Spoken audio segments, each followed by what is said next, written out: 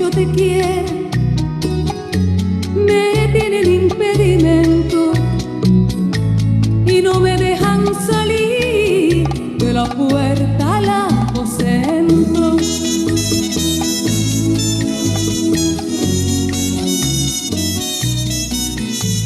Créame que mucho lo siento, pero ¿qué dirán de mí? Tengo un amor de pasión, por eso es que a otro yo no le puedo dar el sí. Muy buenos días, ya somos 29, vamos a esperar 2 minutos para iniciar. Muchas gracias. Llega la abeja al panal, llega la abeja al panal.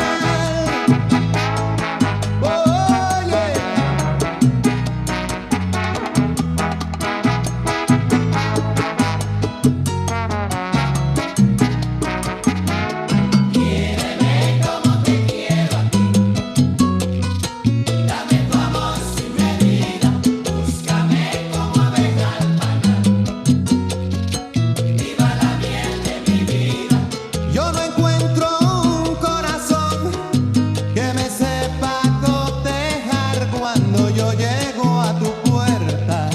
Llega la abeja al panal, miel que me das.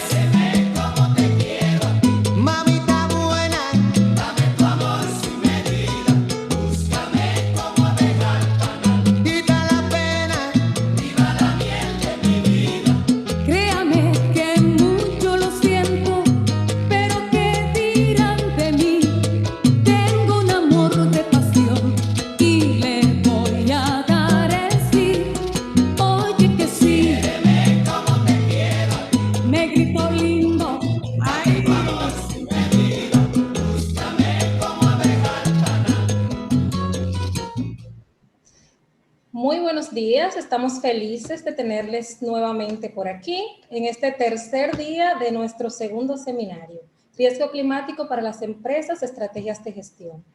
Recordando que este seminario es en el marco del proyecto para implicar al sector privado en la adaptación al cambio climático en República Dominicana. Soy Milena Santana y le damos la más cordial bienvenida en nombre de la Plataforma Mexicana de Carbono México CO2. De entrada, acabamos de escuchar la canción Como abeja al panal del cantautor dominicano Juan Luis Guerra y su grupo 440. En el día de ayer, Laura Rate y Miquela Iso nos presentaron casos de estudio para el sector turístico y para el sector agropecuario, respectivamente. El del tema riesgos físicos y de transición del cambio climático en República Dominicana. También tuvimos con nosotros a Eloísa Schneider, desde Chile, quien nos habló acerca de los riesgos económicos asociados al cambio climático, impactos y estimaciones. Me complace presentarles a Eduardo Piquero, director general de México CO2, quien nos tiene unas palabras previo a la intervención de los expositores. Adelante, Eduardo. Hola, ¿qué tal, Milena? ¿Me confirmas que se escucha bien? Se escucha muy bien. Perfecto, excelente. Muchísimas gracias. Muy buenos días a todos desde la Ciudad de México, a la bella Dominicana. Yo quería tomar la palabra antes de dar seguimiento al resto de este seminario, solamente para recapitular lo que hemos visto hasta ahora.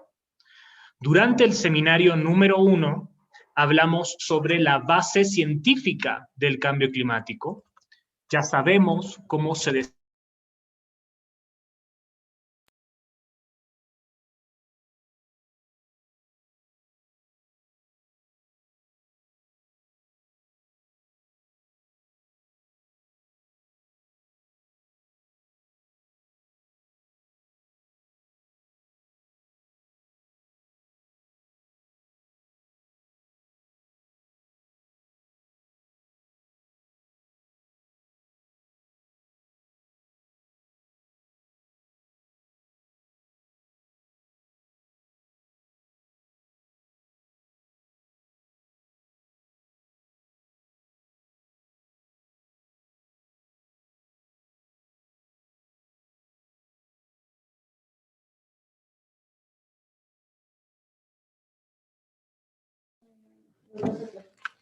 ¿Los va a sacar? Hola, perdón, no sé qué ocurrió, que se cortó la conexión, pero aquí estoy. No me llamo Claudia, no se preocupen, pero esa es mi compañera Claudia. Vimos también durante los días pasados, hablamos sobre riesgos climáticos, hablamos sobre riesgos físicos y sobre riesgos económicos. Hablamos sobre los costos del cambio climático. También pudimos hablar sobre algunas industrias en particular. Hicimos mención de agricultura. Hicimos también la mención a el sector turismo, que es extremadamente importante y debemos tener también especial cuidado por su impacto en la generación de recursos. Y luego, con Eloísa, nos metimos ya en riesgos económicos, ¿no? Los riesgos del cambio climático no son solo físicos, son riesgos de transición. Estos riesgos económicos no significa solamente invertir en algo que va a perder muy rápidamente su valor, que es toda la infraestructura relacionada con petróleo, gas, por este gran cambio tecnológico que estamos, sino que también hablamos sobre cómo adaptarse al cambio climático y cómo esta transición rápida va a implicar desafíos muy grandes para sectores enteros de la economía. Yo quería tocar base con ustedes por lo siguiente. Lo que vimos hasta ahora es de mucho contenido teórico. Ahora vamos a comenzar a hablar sobre cómo le vamos a ganar al cambio climático. Entonces, está bien, esta es la parte más entusiasta y positiva del seminario. Vamos a hablar el día de hoy con Nikki Barr, se cortó, no, que está también trabajando con los principios de inversión responsable, que es parte también de los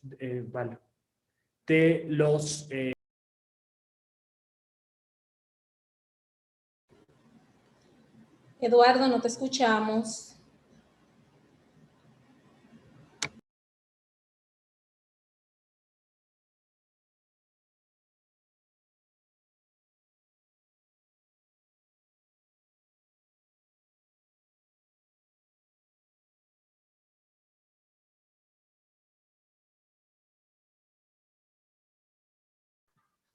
Perdón, regresé. Ahora ya les prometo que no me voy a cambiar.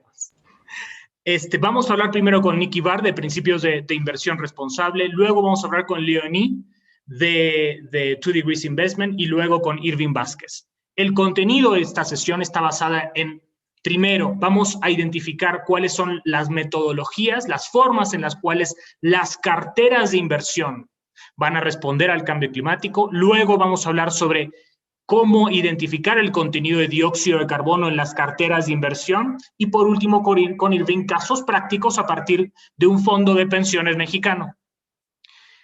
Muy importante también comentarles que todos los sectores están expuestos al cambio climático, pero especialmente el sector financiero tiene un deber adicional. No está expuesto tal cual a los efectos físicos del cambio climático, pero sí mucho a la transición económica que ya estamos viviendo. Así que sin más, les quiero pedir que por favor ahora pongamos mucha atención porque lo que viene es mucho contenido muy nuevo para varios, por lo que, Villena, volvemos contigo. Ya tenemos un día pues muy importante el día de hoy y les pedimos además que estén muy atentos porque mucha de la información que va a ser vertida durante el día de hoy, vamos a seguir utilizándola durante el resto de este seminario y los seminarios que siguen. Muchas gracias. Muchísimas gracias, Eduardo.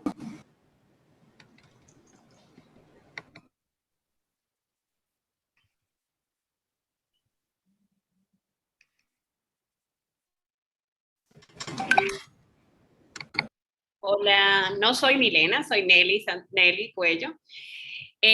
Quisiera pues hacer la presentación, ¿no?, de nuestra próxima panelista, que es Nikki Barr, que es fundadora y presidente de Sustainable Strategy. Es una empresa de consultoría en responsabilidad social empresarial y sostenibilidad.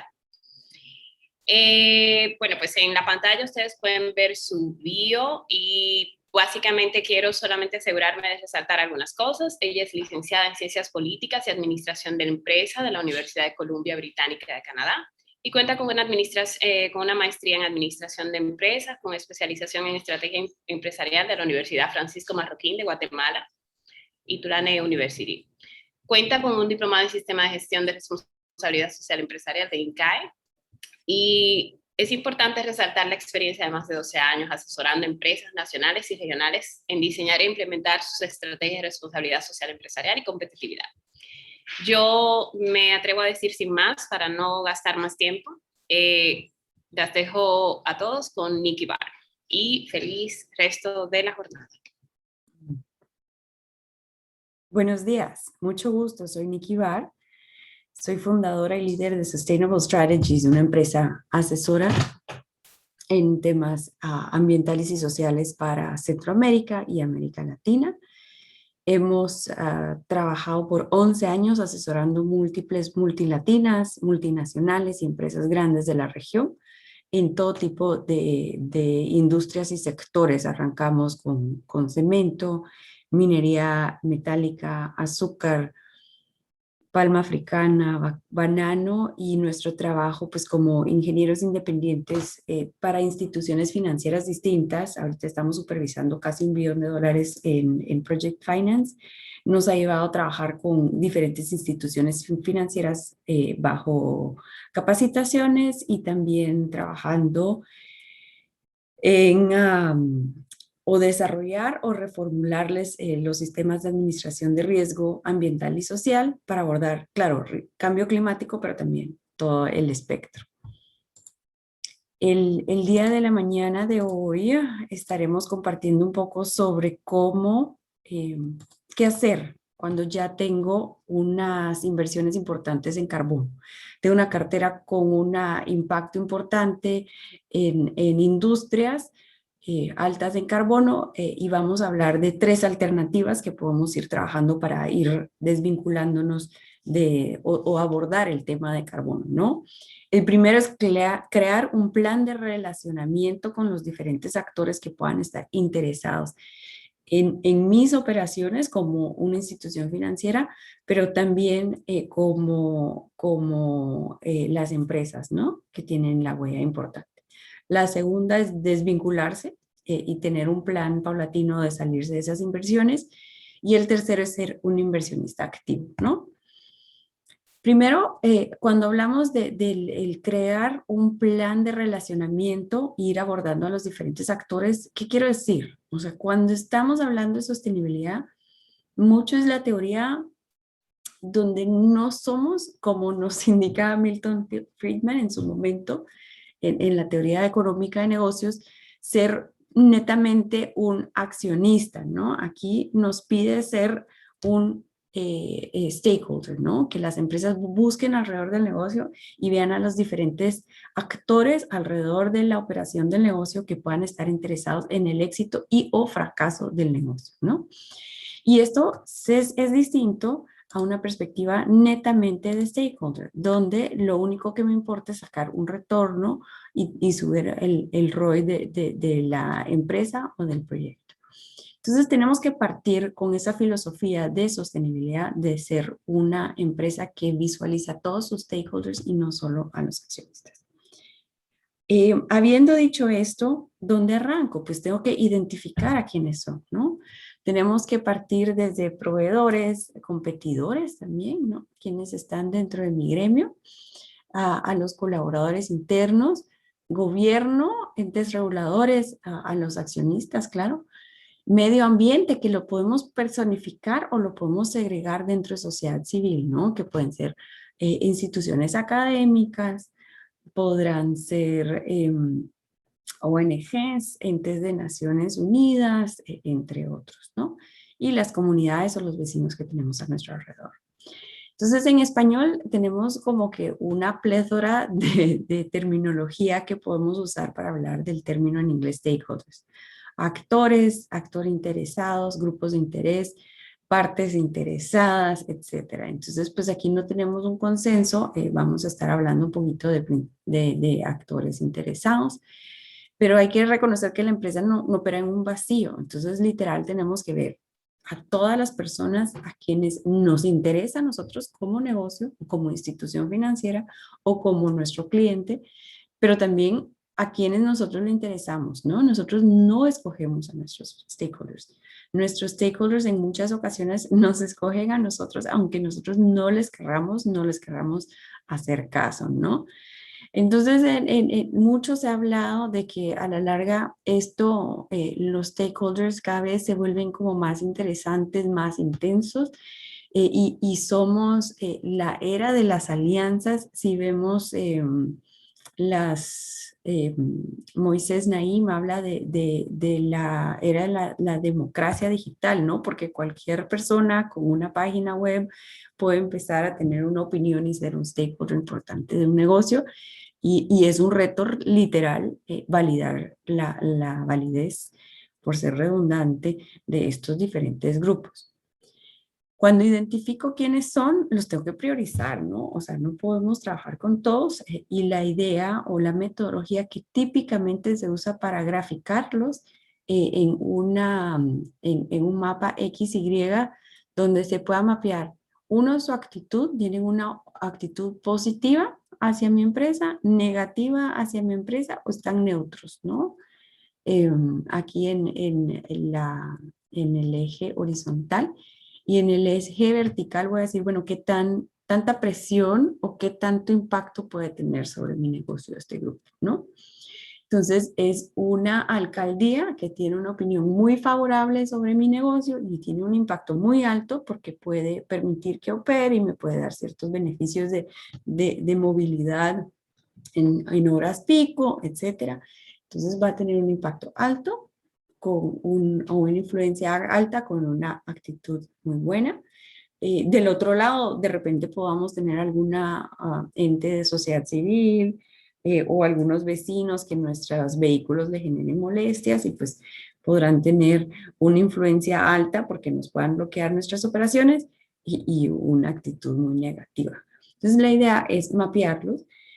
¿Cuántos actores tenemos que mapear? Depende de cada uno de sus negocios. Yo he trabajado con empresas que podemos hacer grupos de stakeholders y mapear a 20 grupos, ¿no?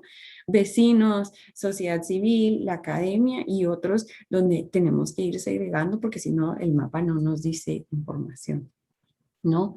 Que no solo hay que poner la prensa, sino que la prensa y el periódico y los medios digitales, y hay que poner al padre y al cura, y hay que ir poniendo un subconjunto de actores que tienen posiciones y actitudes distintas.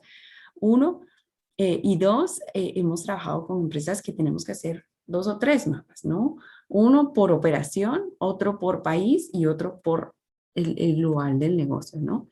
Y la idea es poder identificar con quienes voy a trabajar, colaborar, construir, a quienes voy a mantener una relación, ¿no? Los que están neutros de repente les puedo invertir un poquito de tiempo y cariño para moverlos a ser positivos y pues de repente aquellos bochincheros que no nos tienen cariño, tienen una percepción negativa de nuestro negocio, pues pero un impacto muy bajo no vale la pena ni siquiera ponerles atención, ¿no? Les vamos a ir ignorando. Entonces, dentro de estos son un par de ejemplos que son públicos en reportes de sostenibilidad de diferentes grupos, Enel de energía y de otro la de energía y FIFCO, y estoy ilustrándoles pues que el mapa es lo que típicamente se hace.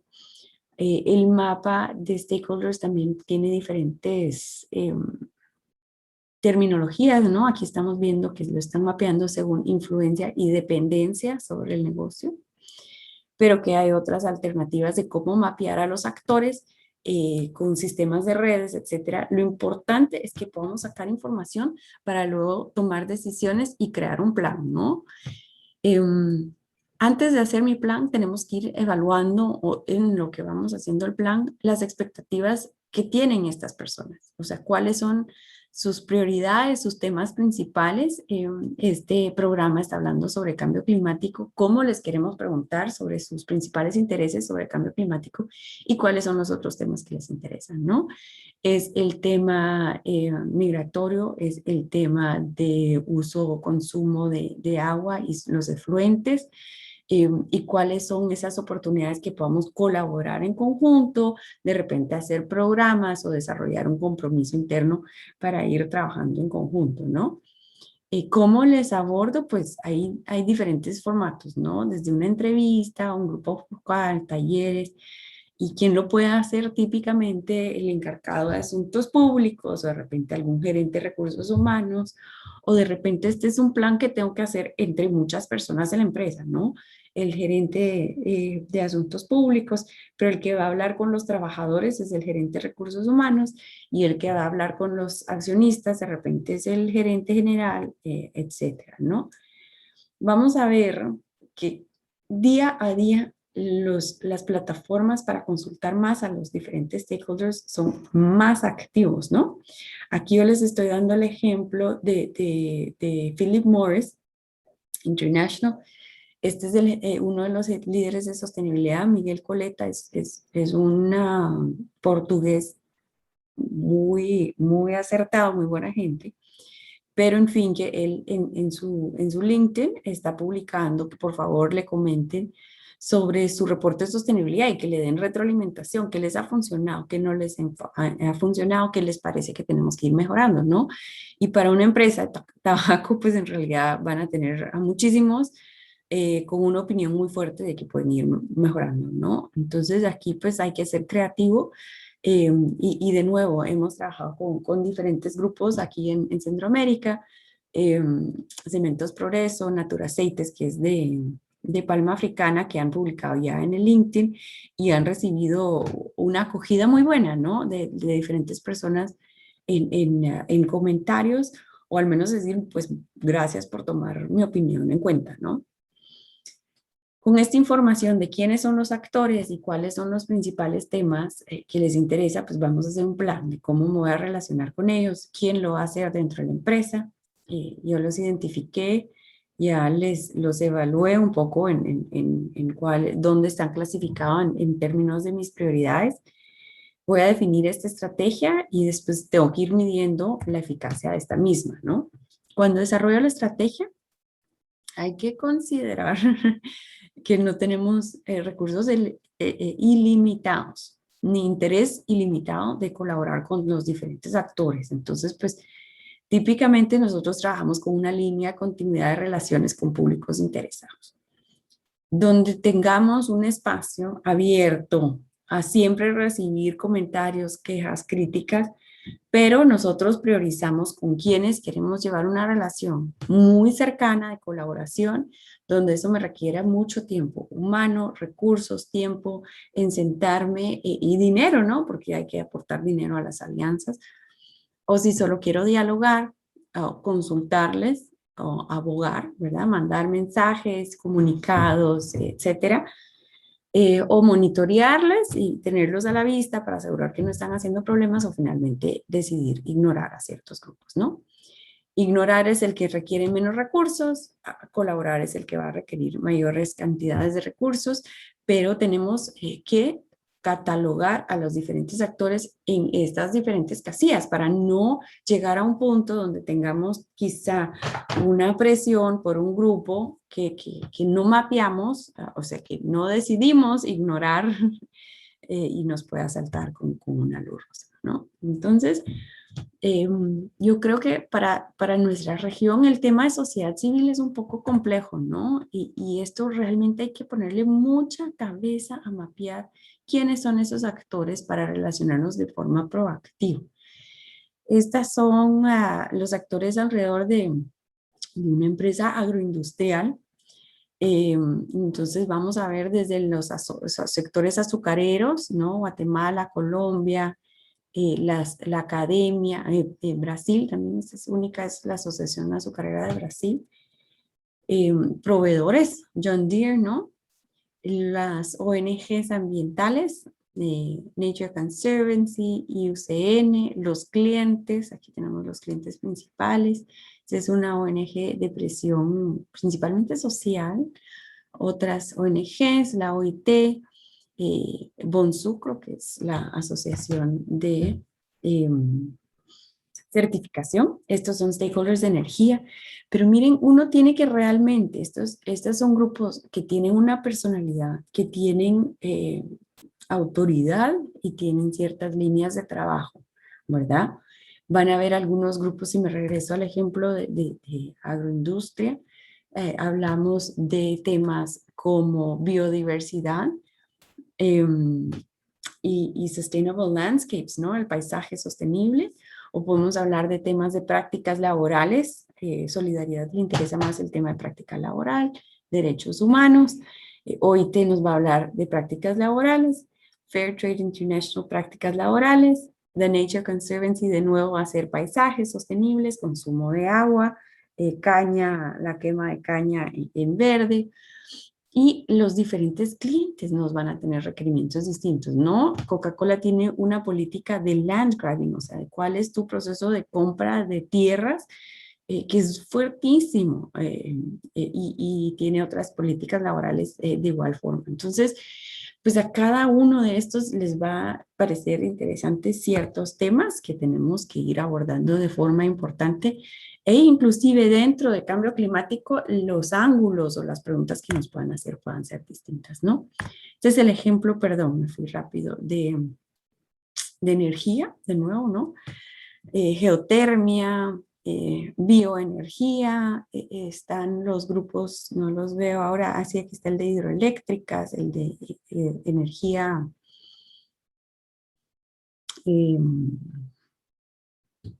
eólica, diferentes clientes inclusive que se han comprometido, o uno, a desarrollar energía de forma sostenible, un Enel, un Iberdrola, pero también otros clientes que están comprando energía y se han comprometido a comprarlos de forma sostenible y de formas de recursos renovables, ¿no?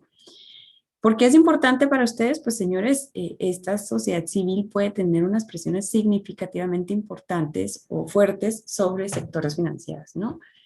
HSBC ha rehecho o redesarrollado su política de deforestación por una investigación de Greenpeace en Indonesia, ¿no?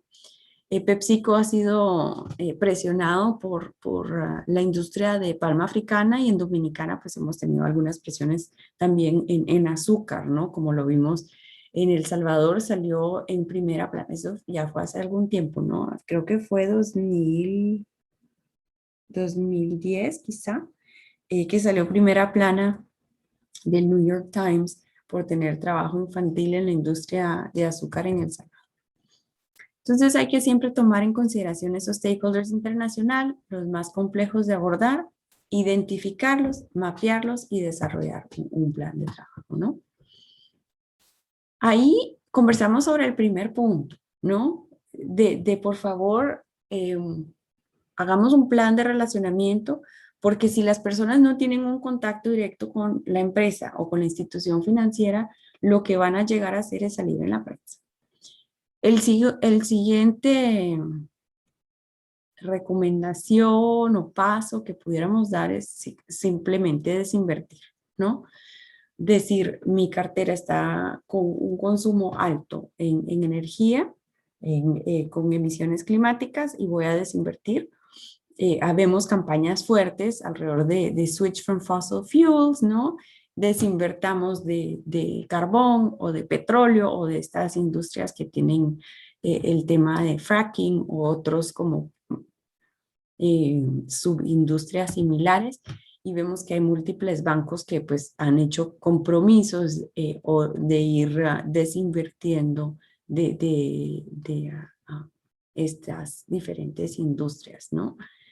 Entonces hay que revisar nuestra cartera, hay que revisar nuestra volatilidad y nuestro compromiso de querer ir, digamos, haciendo ese tipo de acciones. La última, Andrew, yo estoy trabajando. Por favor, tú te puedes ir a tu cuarto. Pero primero me va a dar un beso.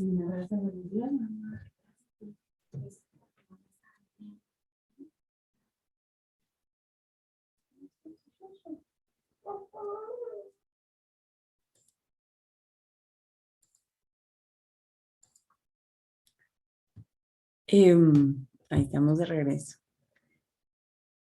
La tercera, o sea, ya vimos 3 recomendaciones de 3 posibles pasos a tomar. El primero, crear el plan de relacionamiento con actores. El segundo era desinvertir, ¿no? Netamente hacer un plan para ir transicionando, digamos, las inversiones en estas empresas hacia otras industrias que son renovables o que tengan un impacto menor en términos de cambio climático. Y el tercero, volvernos pues accionistas activos, ¿no? ¿Qué significa esto? Recordémonos que dentro de los principales actores alrededor de una empresa o de un proyecto están, pues claro, los inversionistas. Las instituciones financieras son inversionistas en múltiples eh, empresas y proyectos. ¿Y qué significa volvernos un accionista activa o tener active ownership? Es ejercer activamente los derechos como accionista, ¿no? Las 2 formas principales de hacerlo son votando en juntas de accionistas y estableciendo un diálogo activo en empresas donde se participa, ¿no? Entonces, crear un diálogo alrededor de un tema, cambio climático es importante por tal y tal razón, ¿no? Interactuar y noten la palabra diálogo porque muchas veces se considera que una activista, un accionista activista llega a plantear su punto y aquí es importante tener un diálogo y tener una postura, digamos, participativa y escucha, interactuar con los otros directores, con las gerencias de la empresa que pues que no han tenido muchas veces el cuestionamiento sobre sus emisiones y luego votar, ¿no? De cuál podrá ser alguna política futura, ya sea de medir, monitorear o crear un plan de reducción de emisiones, ¿no?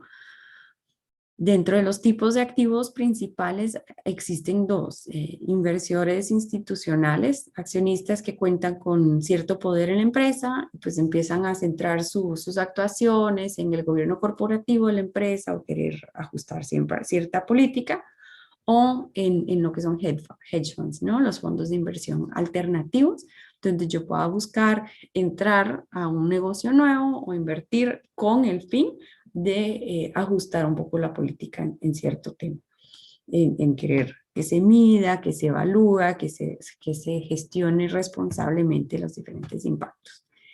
Y claro, pues esto pasa en las juntas directivas de Goldcorp, la minera canadiense, cuando se reúnen en Vancouver, pero también pasa en los negocios donde pues participamos en nuestros países. Aquí vemos un ejemplo en Colombia, donde activistas, y aquí es en Estados Unidos en realidad, los accionistas en Los Ángeles empiezan a pedir ciertos ajustes, pero vieran que nosotros como ingenieros independientes nos ha tocado responder al interés o de fondos de inversión o de bancos que están operando en la región, que tienen un interés, ¿no? E inclusive nos han pedido hacer debidas diligencias previo a invertir, porque yo soy una empresa que quiero hacerlo bien y yo veo que pues quizá en este activo no han manejado la relación con la comunidad como a mí me interesaría. O quizá no tienen idea en qué están, cuáles son sus emisiones y sus impactos en términos de cambio climático. Entonces buscan a un tercero que les pueda emitir una opinión porque internamente quizá en la empresa pues no tienen o ya están sesgados con un tema. Entonces los accionistas activas van a buscar plantear un tema y desarrollarlo dentro del negocio y esto pues de nuevo se puede hacer de una forma como muy propositiva y trayendo a terceros que puedan dar información, luz y data a los temas. Típicamente, ¿cuáles son las herramientas para accionistas activas en términos ambientales y sociales? Pues los estándares de inversión responsable son unas de las herramientas o de los estándares que se pueden usar y estos estándares de inversión responsable han sido desarrollados en los últimos quizá 20 años. Miren que en el 2002 inicia la idea de crear requerimientos de sostenibilidad dentro del Banco Mundial. Entonces, pues no sé si han tenido experiencia, pero los principales 2 estándares que existen son los principios de Ecuador y las normas de desempeño de la IFC, que es el brazo que financia empresas y el sector privado por parte del Banco Mundial, ¿no? Entonces, aquí nace principalmente en el Banco Mundial esta inquietud. El Banco Mundial ya tenía salvaguardas que aplicaban en el préstamo a gobierno y hasta el 2006 lanzan ya una versión no de préstamos al Estado, sino que préstamos directos hacia empresas. Al contrario, en lo que es el sector privado, se une Citibank, BBVA y varias empresas financieras globales y lanzan en el 2003 lo que son los principios de Ecuador, que que están basados siempre en las salvaguardas, son similares a la EFSI, pero salen de forma previa y ahorita existen más de 80 instituciones signatarias que representa casi a un 90% de todo lo que es Project Finance e inclusive se aplica a algunas empresas que tienen Corporate Finance con montos muy altos para asegurar que se gestionen, identifiquen, gestionen, mitiguen e inclusive en algunos casos compensen los impactos sociales y ambientales, ¿no? Dentro de estos riesgos ambientales van a encontrar cambio climático, ¿verdad? Bajo la normativa del IFC, una empresa que emite más de 25.000 toneladas de carbono está requerida a medir sus emisiones, reportarlas y tener un plan de reducción de consumo, ¿no? De energético y de emisiones. Los principios de Ecuador son 10 y van desde revisión y categorización, ¿no? De cuál es el estatus del préstamo, es un riesgo A, B o C, evaluación ambiental y social, cuáles son las normas ambientales y sociales aplicables, solo son los principios de Ecuador, hay algunos bancos que requieren certificaciones, por ejemplo, RSPO en palma o Bonsucro en azúcar, cómo se están relacionando, miren, qué importante, hablamos de esto al inicio de esta sesión, con los diferentes grupos de interés, tienen un mecanismo para recibir y escuchar quejas, para que si hay un actor externo que no esté contento con su gestión, pueda llegar a emitir la queja de forma directa, revisión independiente, seguimiento, etc.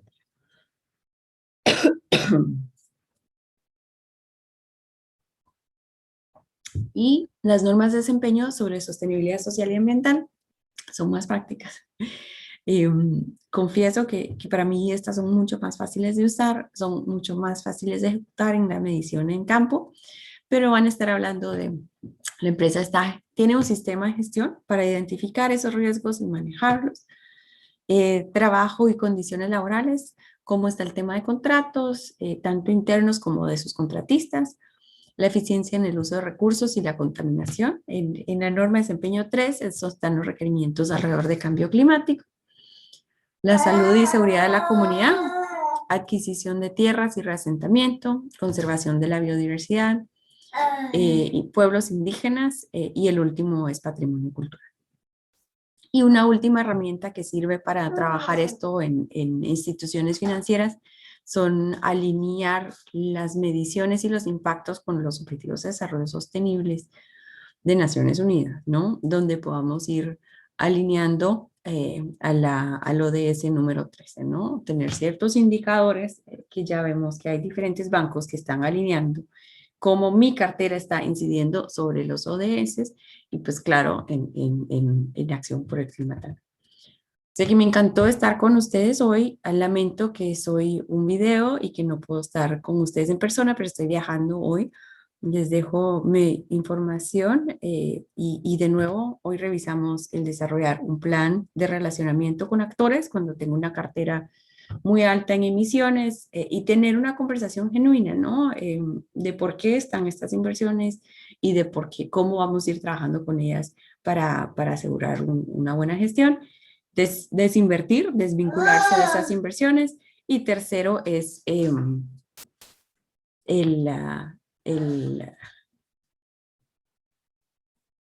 ser un... Presento a Leonie Segala. Como ustedes habrán podido ver, fue una sesión grabada y no tendremos preguntas y respuestas. Por tanto, invitamos a utilizar los correos electrónicos provistos por nuestra presentadora para los fines.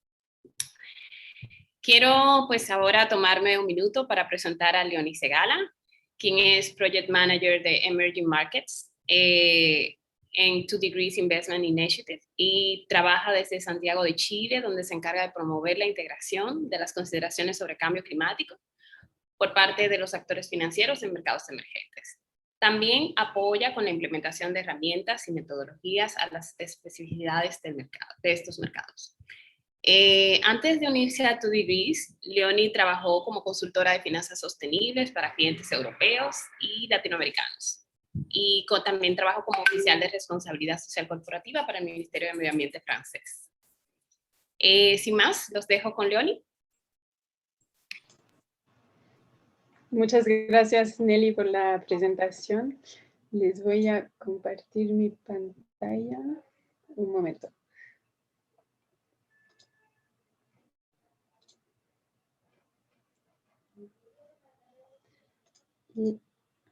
Perfecto. ¿Ven bien la presentación? ¿Me escuchan bien? Sí. Sí, se escucha bien. Excepto que está en modo... a ver, si lo pones en modo de presentación al público, vemos dos pantallas. Se ve como... Ya, entiendo. Perfecto. Entonces, un momento. Si no, voy a mostrar el PDF, será mejor, yo creo.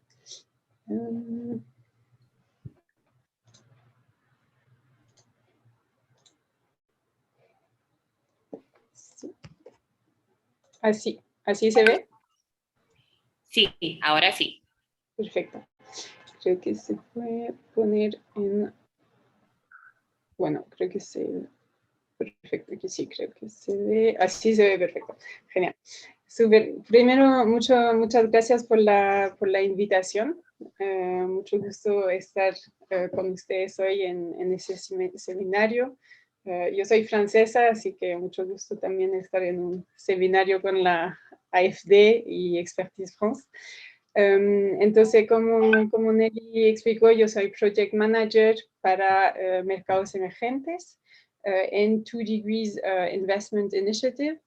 Y hoy le quiero presentar PACTA, que es una herramienta que nosotros desarrollamos y se lo quiero presentar como ejemplo de medición del alineamiento climático de una cartera de inversiones.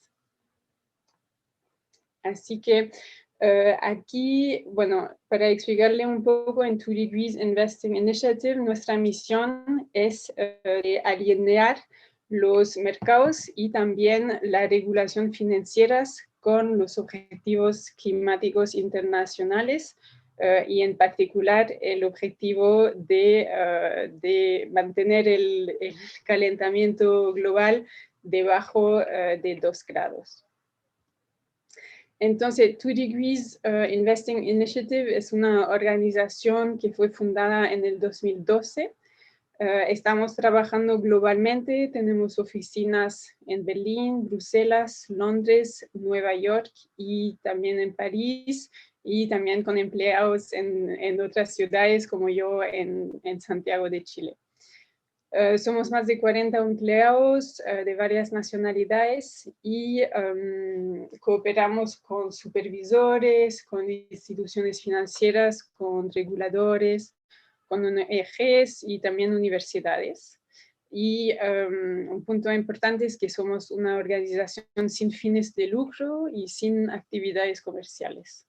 Y por eso, porque nos parece importante que todas estas metodologías sean también, bueno, para el bien común y que no tengamos conflictos de intereses con potenciales clientes. Al final no tenemos clientes, para así decir, y recibimos más como grants, como financiamientos de gobiernos, por ejemplo. Entonces, cooperamos con el sector público y privado.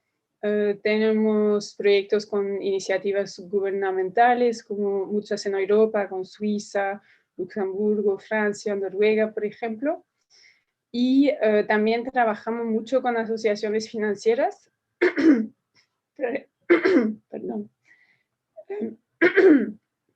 Entonces, por ejemplo, en Francia con la Federación de los Seguros y en América Latina trabajamos mucho con asociaciones financieras, por ejemplo, la Asociación de Fiduciarias de Colombia, en México con Amafore, con AMIB y también con Fasecolda en Colombia. Trabajamos también mucho con los reguladores, por ejemplo, lo Bank of England en Japón y también con la superintendencia, por ejemplo, en Colombia, en Chile y también en Brasil, con la superintendencia de las pensiones. Como le dije al principio, a nosotros nos interesa mucho también trabajar en iniciativas regulatorias para influir en todo lo que es, bueno, disclosure o como reporting sobre temas climáticos para los inversores. Entonces, trabajamos, por ejemplo, sobre el proyecto con California en Estados Unidos, o en Francia también participamos en la redacción de un artículo de la Ley de Transición Energética, en que allá se obligaban a los inversores institucionales y también administradoras de fondos de publicar ciertas informaciones sobre los riesgos climáticos de sus portafolios. Y también, como saben, en la Unión Europea se están moviendo muchos temas alrededor de estos temas de reporting sobre el cambio climático para inversores y empresas, y allá también somos muy activos. Entonces, ¿qué hacemos? Como le expliqué, trabajamos mucho sobre temas así de políticas, entonces con los reguladores, con supervisores, hacemos mucha investigación, redactamos muchos papers que ustedes pueden encontrar en nuestro sitio web y trabajamos mucho en recolección de datos, análisis de datos y desarrollando metodologías y herramientas para analizarlos.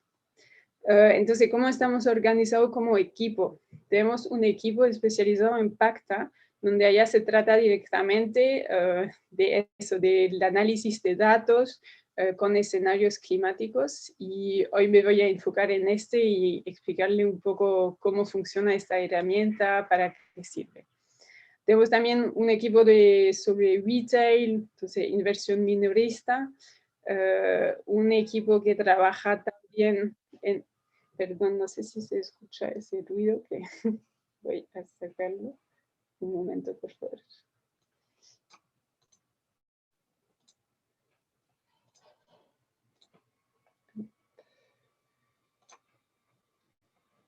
Así. Y regreso a la presentación. Perdón. Y entonces, tenemos un equipo sobre el tema de manejo de riesgo, donde allá se trata mucho de entender cuáles son los riesgos de largo plazo. Y también un equipo un poco más reciente sobre la medición de impacto, porque es un tema que nos parece muy interesante, porque, bueno, hoy en día hay un poco como las dos estrategias para inversores, que es o de excluir algunos activos que van a considerar como no alineados con objetivos climáticos o medioambientales, o hay, bueno, otras estrategias que pueden ser más de trabajar el diálogo accionarial, entonces trabajar con empresas en que un inversor invierte y intentar al final tener un impacto en la economía real. Eso es lo que nosotros llamamos impacto, porque yo creo que hoy en día la definición de impacto no está muy clara. Todavía se considera a veces que un inversor que invierte en algunos, no sé, empresas con tecnologías verdes, eso puede ser inversión de impacto. Nosotros decimos, si es simplemente comprar un activo, no. Necesitamos tener la prueba que el inversor tiene realmente un impacto en la economía real. Entonces, ahora le voy a contar un poco más de PACTA. Se llama así porque significa Paris Agreement Capital Transition Assessment. Es una metodología de código abierto para medir la alineación de a la vez carteras de inversiones y también carteras de préstamos con los objetivos del Acuerdo de París. Hoy en día tenemos más de 4.000 instituciones financieras que han utilizado nuestra herramienta de más de 90 países y en promedio cada mes son aproximadamente 600 carteras que son analizadas. En total, desde que desarrollamos la herramienta, considerando solo las carteras de inversión, representan más de 2.000 millones de dólares americanos y más de 3.000 millones en carteras de préstamos. Entonces, ¿cómo se ve exactamente la herramienta? Es así, es un sitio web donde se pueden registrar. Es muy rápido. Pueden, si ustedes son inversores, pueden simplemente tener la cartera de inversión lista, descargarla en el sitio web y en menos de un minuto le va a aparecer un reporte así, que bueno, aquí le puse el enlace del sitio web. Y también pueden ver si todavía no tienen la cartera de inversión lista, por ejemplo, si usted es una empresa y no un inversor, pueden mirar un ejemplo de reporte. Y entonces se presenta así, y lo que es interesante es que lo hicimos de forma interactiva. Entonces se puede elegir, por ejemplo, el tipo de escenario climático que quieren utilizar. Se puede elegir si quieren ver como la cartera de inversión o de préstamos, de bonos corporativos. Entonces hay muchas funciones que permiten que, bueno, al final el inversor tenga los resultados que a él le gustaría ver. Y bueno, si a un momento también lo utilizan, nosotros estamos muy contentos si quieren compartir su feedback, y porque es una herramienta que está siempre evolucionando, siempre estamos integrando nuevos escenarios. Por ejemplo, recientemente hay escenarios climáticos de Net Zero que han salido y lo estamos integrando. Entonces es algo que, bueno, siempre se desarrolla. ¿Quiénes son los usuarios? Los usuarios en mayoría son inversionistas en acciones y en bonos corporativos, y ellos utilizan esta versión que acabo de mostrarles, que se llama PACTA for Investors y que es la versión en línea. Después tenemos las instituciones de crédito y bancos que van a utilizar la versión PACTA for Banks, que esa es una versión que no es en línea, sino que los bancos lo implementan in-house. Entonces le damos nosotros todas las herramientas para que lo hagan ellos, pero al final el resultado, la metodología es muy similar. Después tenemos también supervisores o gobiernos, federaciones sectoriales que van a utilizar soluciones personalizadas en que, por ejemplo, se pueden hacer análisis agregados. Por ejemplo, con los proyectos con Amafore en México. Ahí, por ejemplo, se analizaron con los fondos de pensiones, entonces el resultado eran reportes individuales para cada fondo de pensión y también reportes agregados para Amafore. Entonces ahora me gustaría presentarle el análisis PACTA for Investor, entonces explicarle un poco la metodología y cuáles, bueno, muy concretamente, cuáles son los resultados y datos que reciben los inversores. Entonces, nosotros con Pacta analizamos acciones, bonos corporativos y fondos. Para esto utilizamos los datos de la cartera, que pueden ser el ISIN, el valor de mercado. También utilizamos datos sobre los activos físicos de las empresas que están en la cartera, entonces de los emisores y también y también los planes de inversión y producción de estas empresas, porque son informaciones públicas que podemos recuperar en bases de datos. Y también utilizamos los datos de escenarios de cambio climático. Para explicarle los escenarios de cambio climático, ¿qué son? Entonces, todos saben, bueno, hay el Acuerdo de París, donde hay un objetivo de limitar el calentamiento global por debajo de 2 grados. Y en realidad este objetivo se puede traducir en un presupuesto de carbono. Y esta información, de nuevo, se puede traducir en una hoja de ruta de transformación tecnológica. Por ejemplo, de la Agencia Internacional de la Energía. Entonces, aquí ven a la derecha que algunos sectores, como por ejemplo los automóviles eléctricos, son sectores que necesitan desplegarse, incrementarse de igual forma que las energías renovables.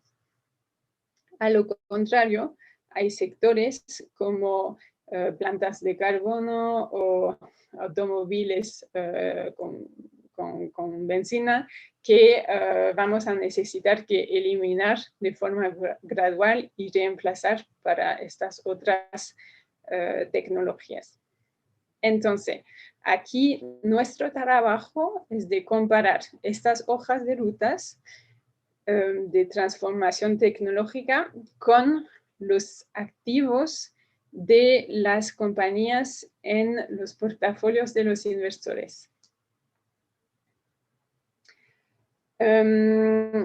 Bueno, voy a ir un poco más en el detalle ahora, porque en general lo que los inversores nos dijeron son las siguientes preguntas. En general quieren saber si su portafolio está expuesto a empresas que pertenecen a sectores de alto impacto en el cambio climático o digamos con mucha intensidad de emisiones. Entonces nosotros analizamos diferentes sectores y llegamos a la conclusión que nos enfocamos en estos 7, 8 sectores. ¿Por qué? Simplemente porque tomando los activos que están en estos sectores, representan ya el 75% de las emisiones mundiales de CO2. Entonces dijimos, en realidad, si nos enfocamos en estos sectores, ya cubrimos, bueno, casi, bueno, la mayor parte de las emisiones. Después, lo que hicimos es que para cada sector tenemos, bueno, la cadena de valor se dividió en varios segmentos. Y nosotros en Pacta nos enfocamos en solo algunos segmentos de la cadena de valor que consideramos los más relevantes para el cambio climático. ¿Por qué son los más relevantes? Es porque si hay un esfuerzo de alineación en estos segmentos, se conducirá de forma casi automática una alineación en los otros segmentos. Por ejemplo, si en el sector de la energía hay un esfuerzo de alineación en la producción de energía, o sea que pasamos de plantas de carbono o con energías fósiles a plantas de energías renovables, todos los otros segmentos, que es la transformación, la distribución, de forma automática se van a alinear también. De la misma forma en el sector automóvil, si se cambia todo lo que es producción de autos, los proveedores también van a tener que alinearse. Entonces, por eso tenemos como este enfoque en Pacta. Aquí le quiero comentar esto, porque se preguntan seguramente cómo pasamos de un portafolio de inversión a saber qué hay, cuántos automóviles, cuántas plantas de automóviles eléctricos hay en mi portafolio. Entonces, para eso nosotros recibimos los datos de los portafolios de inversores. Después podemos identificar los securities y al final los emisores. Nosotros después tenemos bases de datos que nos permiten saber incluso cuáles son las filiales de cada empresa y después otras bases de datos que nos permiten saber cada filial, cada empresa, qué activos físicos tiene. Entonces vamos a poder decir, esta empresa tiene plantas de energía renovable, esta empresa tiene plantas de carbono, etc. Entonces tenemos un nivel muy detallado de información gracias a las bases de datos que tenemos. Estas bases de datos, ¿de dónde vienen? Vienen sobre todo de Asset Resolution, que es una de nuestras filiales. Ellos tienen esta información que le comenté de qué empresa tiene qué filiales, etc. Tienen después todo lo que es la información sobre los activos físicos y por sector. Y también hay mucha búsqueda propia y nosotros recibimos todas estas datas. La comparamos también con data financiera, otros tipos también de datos y datos de escenarios que le presenté en el principio. Y después con el análisis y nuestro trabajo, llegamos a integrar todo esto en Pacta. Entonces, ¿cuál es el primer resultado cuando utilizan la herramienta? ¿Sí? Uy, lo siento, ¿quedan 5 minutos, por favor? ¿Quedan solo 5 minutos? Sí, Leonie, merci. Ah, ok, pensaba que teníamos 45. Ya, ok. Entonces, rápidamente le explico. Aquí, por ejemplo, van a saber entonces el portafolio. Tienen, 50% del portafolio está invertido en los sectores que son con alto impacto en el clima. Después, lo que van a ver, entonces nosotros le vamos a poder decir, por ejemplo, en el sector de la energía, yo le voy a poder decir, tienen 30% invertido en petróleo, 30% en gas y un poco en energías renovables. Acá es simplemente un benchmark del mercado. Y lo que es interesante es que nosotros, como sabemos en qué empresas invierten, y que tenemos también la información de los planes de producción de esas empresas en que invierten a 5 años. Entonces vamos a poder decir, ustedes han invertido en algunas empresas que van a aumentar su producción de energía renovable. Entonces eso va a crecer. Lo que el inversor quiere saber es si los planes de inversión de estas empresas al final son alineados con las hojas de rutas de los escenarios de cambio climático.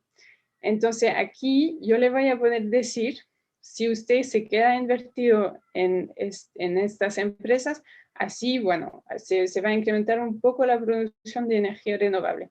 Pero para ser alineado con un escenario de 2 grados, necesitan mucho más y necesitan también que las empresas reduzcan su producción en energías fósiles.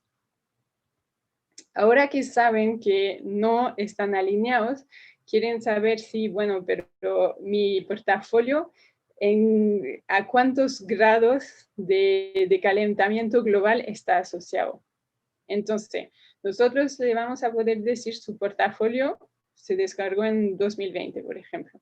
Con los planes de producción de los emisores, yo voy a poder contarle, bueno, en el 2025 estarán aquí. Entonces, la trayectoria prospectiva de 5 años. Eso es el benchmark del mercado. Y aquí en el fondo ven los escenarios climáticos. Entonces, eso en los áreas verdes corresponde a escenarios de menos de 2 grados. Y aquí más de 3.2. Entonces, en el 2025, la desalineación es esto. Y yo le puedo decir, bueno, ahora están en una trayectoria que contribuye entre 2 y 2.7 grados. Pero si quiere estar alineado con los acuerdos de París, tienes que hacer este esfuerzo. Lo que interesa después a los inversores en general es saber cuáles son las empresas con mayor contribución, así que tenemos algunos análisis así que permiten saber cuáles empresas contribuyen más y entonces pueden pensar si quieren excluir estos activos o a lo contrario, si es posible trabajar con estas empresas para ver si hay posibles esfuerzos de alineación que se pueden hacer. Esto es un poco lo mismo. Pacta for Banks, como le expliqué, es una herramienta muy parecida en términos de metodología. Simplemente que no es en el sitio web, es una software que se descarga. Y simplemente contarle por terminar, ya que queda poco tiempo, que lo analizamos, hacemos análisis de riesgos de transición, en que aquí vamos a mirar un escenario de transición que sea tardía y repentina en el 2030 y vamos a poder decir cuáles son los sectores donde se registran pérdidas y cuáles son los sectores en que se registran ganancias y así el inversor puede saber su portafolio donde si habrá ganancias o pérdidas según estos escenarios. Para concluir, bueno, Pacta es una herramienta online que es gratuita, de código abierto. Tenemos una base de datos con más de 40.000 emisores y es una metodología sobre todo que es compatible con la TCFD y la NGFS, la iniciativa de los bancos centrales. Y como le dije en el principio, es un análisis que se realiza en menos de 1 minuto y permite al final a los inversores de gestionar mejor los riesgos climáticos y al final si quieren también tener un impacto en la economía real. Así que eso es todo por el momento y les dejo también en la presentación mi contacto y el contacto del responsable de la herramienta Pacta, si tienen algunas preguntas. Muchísimas gracias, Leonie, por tan importante presentación. No tenemos preguntas en nuestra cajita, al parecer, así que continuando con la misma línea de estrategias avanzadas para inversionistas de activos altos en carbono, le damos la bienvenida a Irving Vázquez de Afore Sura. Irving es fundador y CEO de Fibra Eco, un proyecto de inversiones en el sector inmobiliario para inversionistas institucionales, basado en productos amigables con el clima. Es licenciado en Contaduría Pública y Estrategia Financiera del Instituto Tecnológico Autónomo de México y posee la certificación CFA por sus siglas en inglés. Adelante, Irving. ¿Qué tal? ¿Ahí me escuchan bien? Sí, se escucha. Bienvenido. Súper. Qué gusto estar aquí. Arruinaron la sorpresa con esto del proyecto que estamos preparando. Ya no estoy en Afore Sura. Afore Sura es el tercer fondo de pensiones más grande de México. La mayor parte de mi carrera he estado en el mercado de equities públicos mexicanos, digamos, analizando empresas, tomando decisiones de inversión, comprando y vendiendo acciones en la Bolsa Mexicana de Valores.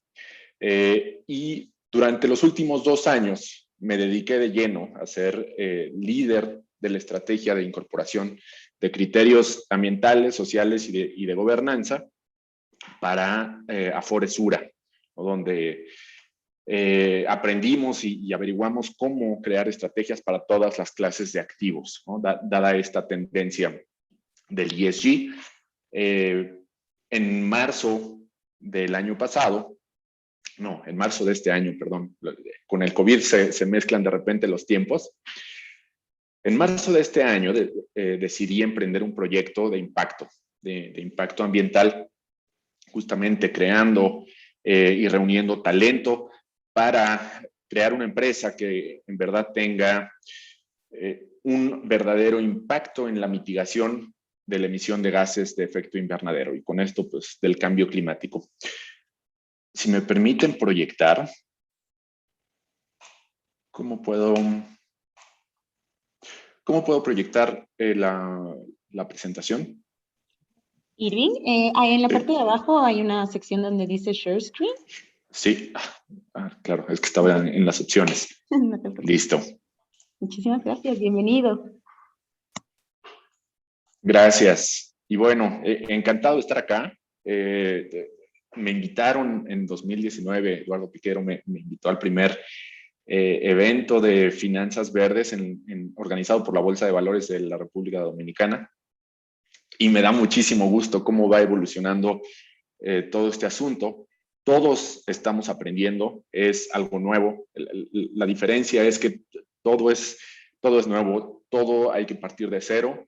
Pero bueno, aquí estoy para platicarles algunas estrategias del camino y del recorrido que he llevado en mi carrera y como parte de esta gran institución que es Aforesura, para atacar el problema y también en coordinación con el mercado mexicano lo que hemos hecho. Ahora. Uy, ahí ven todos mi pantalla, ¿cierto? Sí se ve correctamente. Ok, perfecto. Pues bueno, comenzando, y me gustaría que fuera interactiva esta plática, por si ya hablaron de esto, no he estado en todos los seminarios, no quisiera ser redundante, pero sí les quiero dar un poquito la perspectiva, mi perspectiva del ESG, que puede ser de repente abrumador, porque pues, es nuevo y son muchas cosas. Pero en realidad es que no es nuevo, la toma de consideraciones socioambientales y de gobernanza, ¿no? En nuestras decisiones de inversión. Por ejemplo, en 2001 fue cuando se detonó este boom de gobierno corporativo y todo por el fraude de Enron, ¿no? Esta crisis de gobierno corporativo que tuvo, que llevó a la quiebra de la compañía. Todo esto detonó en nuevas regulaciones, como la ley SOX, que eso impactó en todas las regulaciones de los mercados de valores en el mundo del sector financiero, ¿no? Entonces todos empezamos a aprender cómo incorporar estos criterios de gobierno corporativo. Ahora la diferencia es que los criterios más urgentes son los ambientales. Esta gráfica seguramente ya la conocen, del World Economic Forum, donde se plasman cuáles son los riesgos principales para el mundo, ¿no? En términos de probabilidad en el eje de las X y de impacto en el eje de las Y. Y como ven, pues los riesgos más importantes y más peligrosos y de mayor probabilidad, pues son los ambientales, ¿no? Que todo se resume en cambio climático que deriva en pérdida de biodiversidad y todo esto que ustedes ya conocen. Ahora, en 2020, esto salió en enero de 2020, y vean cuál era uno de los riesgos más importantes, ¿no? En términos de impacto, pero baja probabilidad, pues eran enfermedades infecciosas. Y si recuerdan, pues ya nos habían advertido Bill Gates en su TED Talk de 2015 de este posible riesgo de pandemia, ¿no? Aquí lo que les quiero decir es, este diagrama y estos riesgos que alertan los científicos, pues ya nos dimos cuenta que no solo son posibles, sino probables, ¿no? Y no hay riesgo más probable y de mayor impacto que el cambio climático. Entonces, dado eso, pues el mundo está cambiando.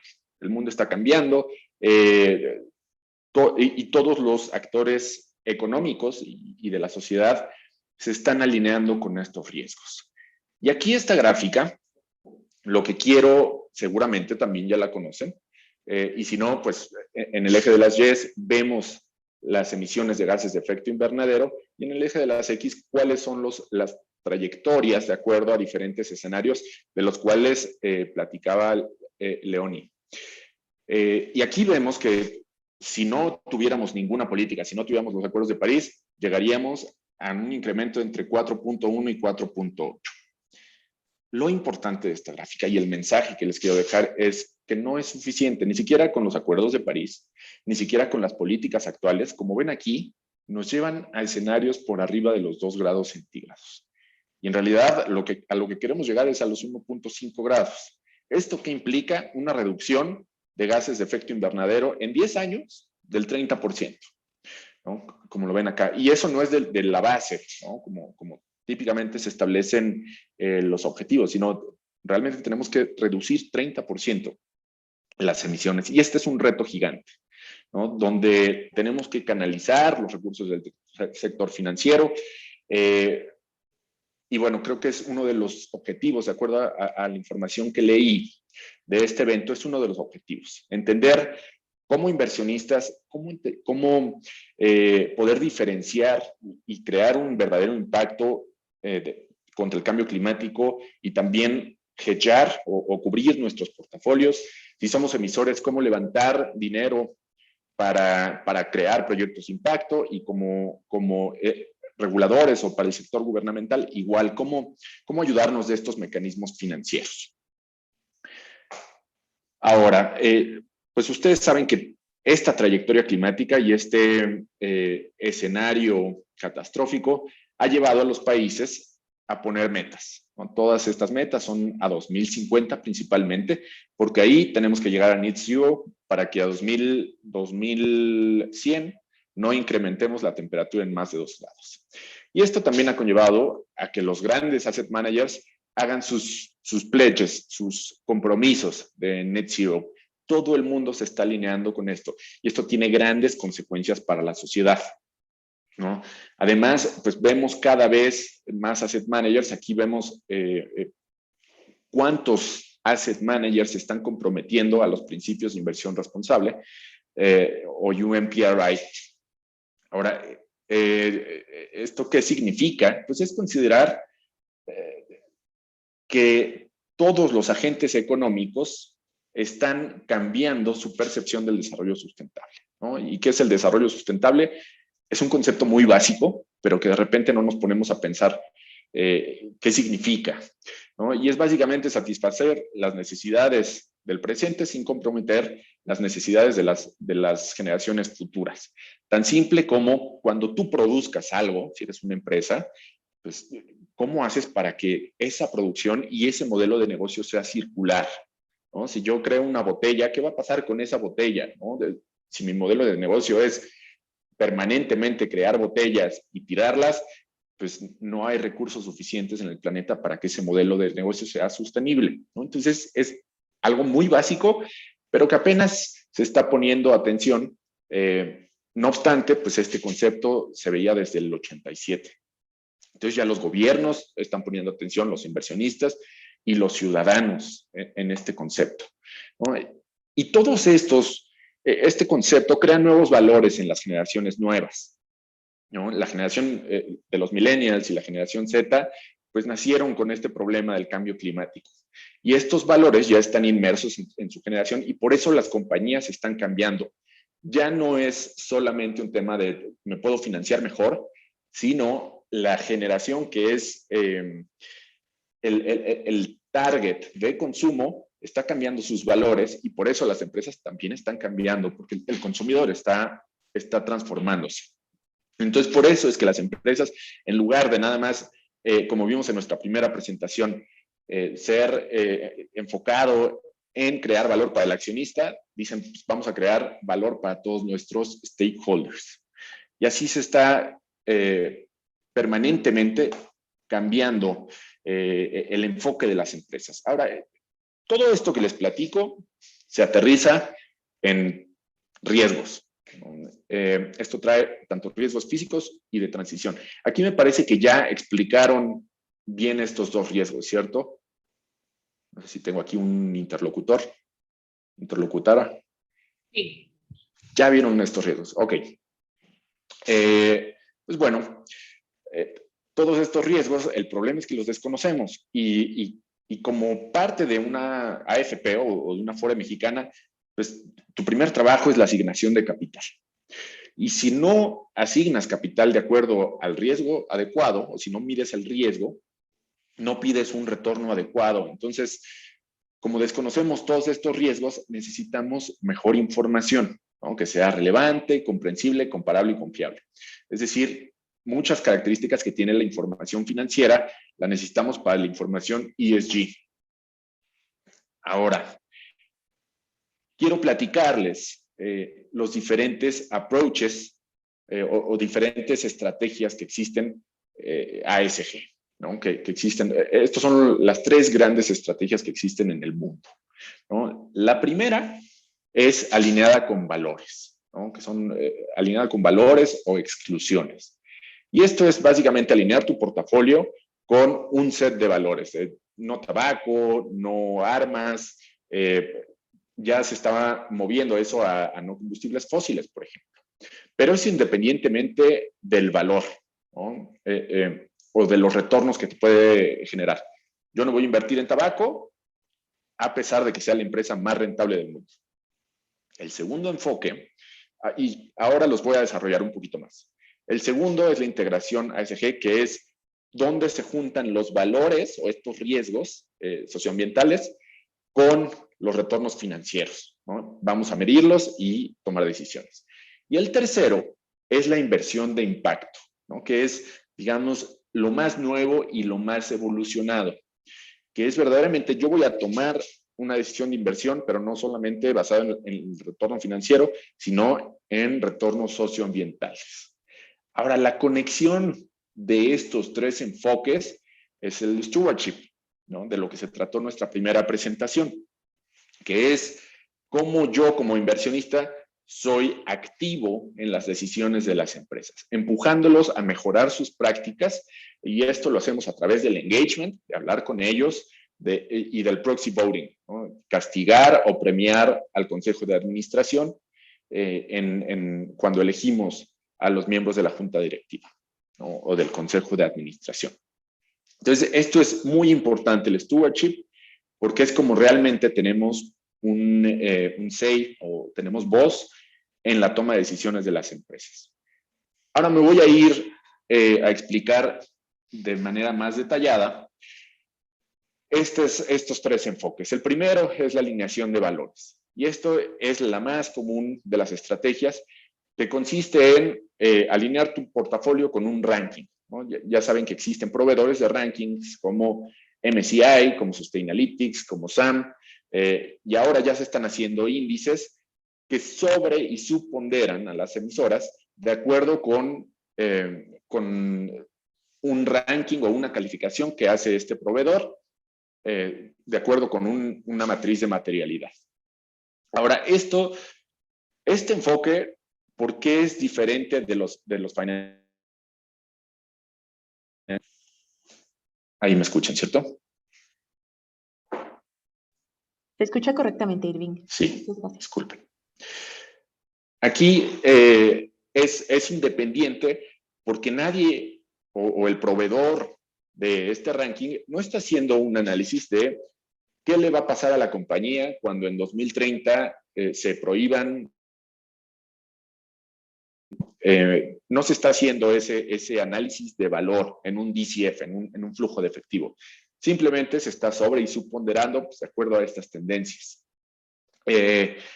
También vemos aquí ETFs que es el New Quality, ¿no? Que son las empresas que mejor relación tienen con sus stakeholders y por lo tanto pues es probable que tengan un mejor desempeño financiero en el futuro, ¿no? También parte de este enfoque son las exclusiones. Como les decía, no voy a invertir en tabaco, no voy a invertir en armamento, en empresas que tengan violaciones a los derechos humanos y recientemente petróleo. ¿Cuál es el problema de las exclusiones para nosotros que somos mercados emergentes? Es la profundidad del mercado, ¿cierto? Y aquí creo que se pueden identificar, porque nosotros, si, digamos, quitamos mineras, ¿no?, de nuestro portafolio porque son muy contaminantes. Pues en realidad las mineras en México pesan alrededor del 8% del índice, ¿no?, del IPC. Y bueno, eso te trae una desviación muy grande en retornos respecto a toda la competencia y se vuelve muy poco operativo. Contrario a los mercados desarrollados, que tú puedes quitar un sector entero de tu índice y todavía tienes market returns, ¿no? Tienes retornos de mercado. Y eso es porque hay muchísimo más empresas listadas en las bolsas. Entonces, esa es la diferencia de los mercados latinoamericanos en particular, y por eso es tan importante que nuestro approach sea el del engagement, el del convencer a las empresas por qué tienen que mejorar sus prácticas. Y no es tan fácil la exclusión, particularmente cuando el petróleo lleva 80% de rendimiento en un año, ¿no? Cualquiera que haya quitado todo el petróleo de su portafolio o digamos, las empresas relacionadas con petróleo, pues tendrá que explicarlo y va a ser una conversación difícil con sus clientes o con sus inversionistas, ¿cierto? El segundo enfoque es la integración ESG. ¿Qué es esto? Es básicamente analizar y tratar de cuantificar cómo estos riesgos ESG van a impactar en la compañía y yo tratar de incorporarlo en mi evaluación, ¿no?, a través de un flujo de efectivo y tomar una decisión de inversión asociada con esto. ¿Cuáles son las metodologías? Pueden ser impacto de precios al carbono, ¿no? Me adelanto un poquito.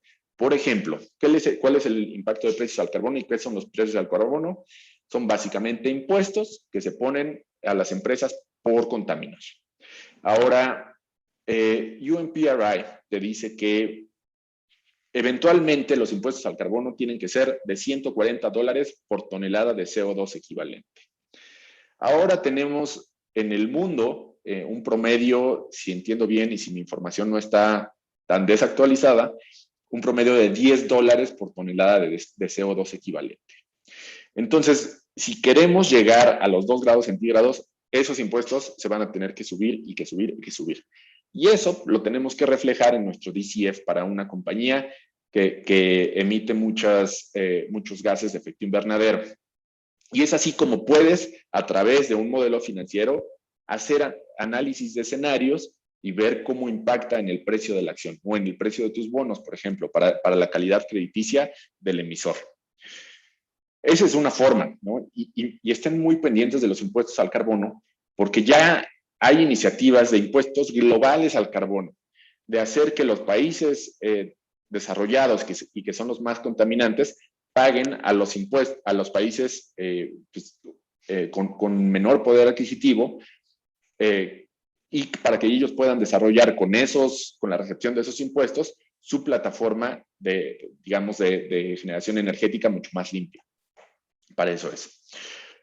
Otra de las metodologías es un impacto en CAPEX. Digamos, si tú haces PET, ¿no?, una empresa que hace PET, y el PET pues, va a ser cada vez más caro porque pues, el petróleo va a ser cada vez más escaso, hay que incorporar en el análisis financiero cuál es ese CAPEX adicional que va a tener que hacer la compañía para una empresa para una planta de reciclaje, por ejemplo, ¿no? O si eres una automotriz, ¿cuál es ese CAPEX adicional que vas a tener que hacer para hacer autos eléctricos, ¿no? O el impacto en la demanda. Si eres una empresa que hace motores de combustión interna, pues ustedes saben que en Europa ya están prohibidos de 2025 a 2035, varios países de la Unión Europea están prohibiendo la venta de vehículos nuevos de combustión interna. Entonces ahí es un impacto en la demanda que si eres esta empresa que fabrica los motores de combustión interna, pues tienes que considerarlo, ¿no? Ahora, el principal obstáculo, y esto es a lo que todos quisiéramos llegar, hacer la evaluación precisa de los riesgos, para no decir es por una corazonada, ¿no?, sino efectivamente estoy tomando decisiones objetivas, ¿no? Pero aquí el principal obstáculo es la falta de información. Y para eso nosotros lo que hicimos en México fue sentarnos a pensar y decir, ¿cómo hacemos el engagement para que las empresas reporten mejor? Porque si ven, todos están pidiendo, o sea, todos queremos información en ESG. Pero a la hora de preguntar, ok, ¿qué información quieres? De repente nos quedamos rascándonos la cabeza. Y esto es porque no es fácil determinar cuál es la información material para cada sector o para cada industria. Ya hay estándares internacionales, pero hay muchos estándares. Entonces la información se desestandariza. Y si no hablamos un lenguaje en común, pues es difícil comparar a las empresas y es difícil tomar decisiones de inversión. Y es por eso que nosotros, en México, yo como como miembro del Consejo Consultivo de Finanzas Verdes, era líder de un equipo, el cual pues, buscaba cómo hacer la revelación de estos criterios. Y lo que hicimos fue una solicitud a todas las emisoras de deuda y de equity en México donde les pedimos lo siguiente. Uno, crear una estrategia clara para reducir gases de efecto invernadero, ¿no? Con objetivos basados en ciencia, no con objetivos, digamos, de corazonada, ¿no? Sino realmente cuál es tu fair share. Esta estrategia pues, debe de estar en un marco de gobierno corporativo, con los incentivos adecuados para el management, para que funcione. Y uno de los puntos más importantes de esta solicitud fue que les pedimos a las empresas que reportaran de acuerdo con 2 estándares, que es SASB, Sustainability Accounting Standards Board, y el TCFD, ¿no? que son los riesgos climáticos. Es el Task Force on Climate Related Financial Disclosures. Básicamente lo que hicimos fue hacer un análisis de cuáles son los estándares que existen, cuáles son los más idóneos para la toma de decisiones de inversión. Nos pusimos de acuerdo, hubo discusiones entre el buy side, entre los inversionistas institucionales, y cuando nos pusimos de acuerdo en qué información queríamos pedirles a las empresas, hicimos esta solicitud pública y les pedimos a las empresas que se adhirieran, ¿no? Para eso hicimos una campaña que duró un año, donde subimos a 64 inversionistas institucionales, fondos de pensiones, aseguradoras, fondos mutuos, inversionistas, family offices, ¿no? Juntamos assets under management alrededor del 26% del PIB. Entonces queríamos lograr esta masa crítica para que sea una solicitud de veras y que fuera una autorregulación, pues ya que en México todavía la regulación respecto a esta información pues va a tardar un par de años, ¿no? Unos 2 o 3 años, pero el cambio climático está sucediendo hoy. El día de hoy estamos teniendo récords de temperatura en Norteamérica, por ejemplo. Entonces, nosotros como inversionistas no podíamos esperar a la regulación. Perdón, Irving. Sí. ¿Le quedan 5 minutos, por favor? De acuerdo. Esta es la última. La tercera y más importante, creo yo, es la inversión de impacto. ¿Qué es la inversión de impacto? Es invertir con la intención de generar retornos ambientales y sociales, además de tus retornos financieros. Esto no es filantropía, ¿no? La filantropía es invertir, pero no es invertir porque no se generan retornos financieros. Aquí sí, puedes generar retornos financieros de mercado ligeramente inferiores porque tienes un concepto de triple bottom line. ¿Qué es esto? Que no nada más te enfocas en el retorno financiero que genera este proyecto o esta empresa, sino también en el retorno ambiental y en el retorno social que está creando, ¿no? dentro del ejercicio de sus funciones. Ahora, para la brújula que dicta qué es inversión de impacto, son los 17 Objetivos de Desarrollo Sostenible de la ONU, que seguramente ya hablaron o van a hablar de esto en el seminario, ¿no? Donde son básicamente grandes temas que hay que resolver en el mundo. Y para esta inversión de impacto, los inversionistas suelen hacer concesiones. ¿Por qué? Porque son concesiones, como por ejemplo de liquidez, ¿no? A veces se invierten en empresas pequeñas porque tienes que crecer estas empresas de nuevas tecnologías o nuevas formas de hacer negocio para que eventualmente sean grandes, alcancen la masa crítica y realmente resuelvan estos problemas a nivel escalable, ¿no? Es por eso que se hacen este tipo de concesiones.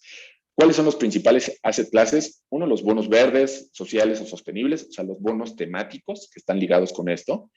El venture capital y el private equity, ¿no? Ahora, yo particularmente me fui de la integración ESG, ¿no?, que hacía dentro de Aforesura, a crear un proyecto de impacto, el cual pues seguramente nos acercaremos con varios inversionistas en República Dominicana en el futuro, más tarde este año, buscando levantar capital para enverdecer el real estate en México, ¿no?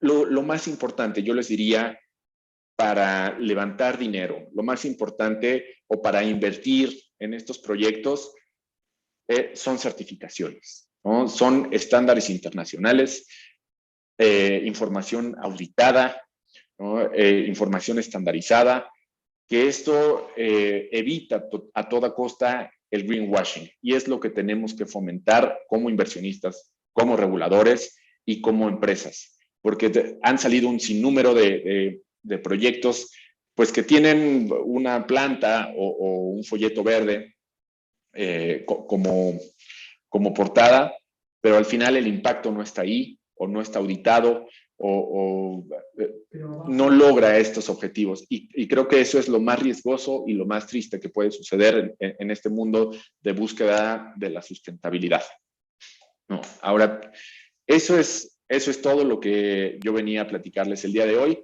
No sé si por acá tengamos preguntas. Sí, muchísimas gracias, Irving. Excelente presentación. Tengo una fe de rata. Quiero pedir disculpas a Irving porque al principio dije que era de Aforesura. Irving es fundador y CEO de Fibra Eco. Tenemos una preguntita por aquí. ¿Cómo puede un fondo de pensiones que no ha realizado acciones para descarbonizar su portafolio puede comenzar a hacerlo? Para descarbonizar, yo lo que te diría, el primer paso es capacitar a tu gente. Hay ciertas certificaciones como el CFA tiene una certificación de ESG, o SESGA, por ejemplo, que nosotros lo tomamos en Aforesura. Pero lo principal es capacitar a la gente, tanto al equipo de riesgos, como al equipo de inversiones, como al top management. Si no alineas y capacitas a la gente, no vas a lograr los resultados adecuados. Es la número 1, capacitación. La número 2 es medición. ¿Cómo descarbonizas si no sabes cuánto carbono tienes, ¿no? Entonces, para medir, puedes apalancarte de 2 Degrees, que ya nos presentaron acá, para ver la trayectoria de tu portafolio y realmente pedirle a las empresas que reporten, ¿no? A las empresas en las que invierten, que reporten. Paso número 3, las decisiones de inversión, ¿no? La primera puede ser a través de ETFs low carbon, ¿no? O de transición, pero también identificar qué ETFs no solo venden el carbón, ¿no? O los sectores intensivos en carbono, porque vender como tal no es la estrategia, sino los ETFs que gestionen ese riesgo, ¿no? Invirtiendo en las empresas que mejor desempeño tienen en ese sentido. O sea, no solo que no sean sucias, sino que quizás sean sucias, pero que están haciendo el camino o que están haciendo la tarea. Y finalmente, ya en el selection, pues primero hacer muchísimo engagement con las empresas, pidiéndoles que reporten de acuerdo con estándares internacionales. Nosotros somos pues, advocates, ¿no? Nosotros apoyamos SASB y TCFD, y creo que eso es lo que debes de pedir, ¿no? No enviar cuestionarios particulares, ¿no? Sino pedirles que revelen información de acuerdo a estándares internacionales. Yo empezaría por ahí. Perfecto, muchísimas gracias. Tenemos otra preguntita por aquí. ¿Hay algún curso que recomiende para poder reportar SASB y TCFD correctamente? Mira, en realidad los cursos son, es autoestudio.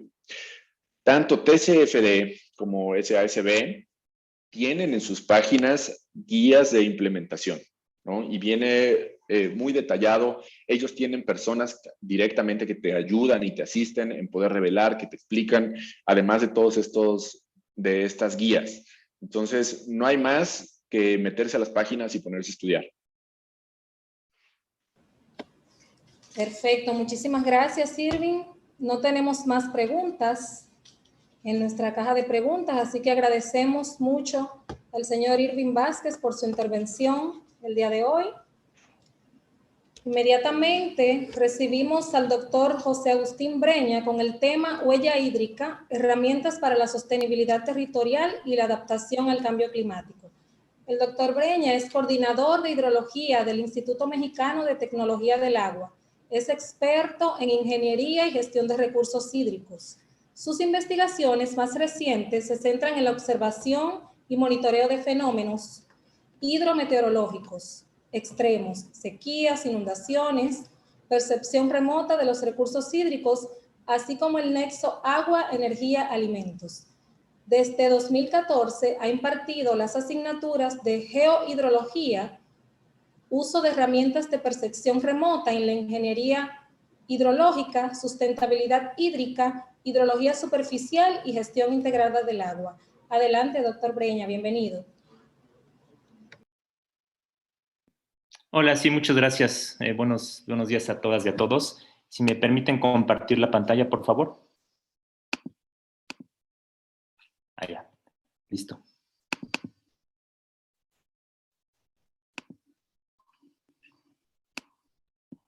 Bueno, pues muchas gracias.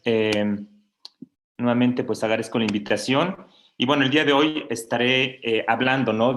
También de una componente muy importante relacionada, pues, con todo lo que tiene que ver con sostenibilidad territorial y también, que, bueno, pues es afectada, ¿no? por el cambio climático, que es la huella hídrica, ¿no? Que básicamente, pues, es un indicador de sustentabilidad asociado al consumo de agua. Y básicamente lo que nos dice la huella hídrica es cuánta agua consumimos de manera directa e indirecta bajo, pues, nuestro estilo de vida, ¿no? Del lado derecho, ¿no? Pueden ver un mapa, ¿no? De algunos ejemplos, ¿no? De cuánta agua, ¿no? Por ejemplo, se utiliza, no sé, por ejemplo, para ciertos productos. Por ejemplo, para 1 kilogramo de chocolate, ¿no? Que consumimos, pues se necesitan aproximadamente 24,000 litros. Para 1 kilogramo de carne de res, 15,000 litros. Un kilogramo de aceitunas, 4,000 litros.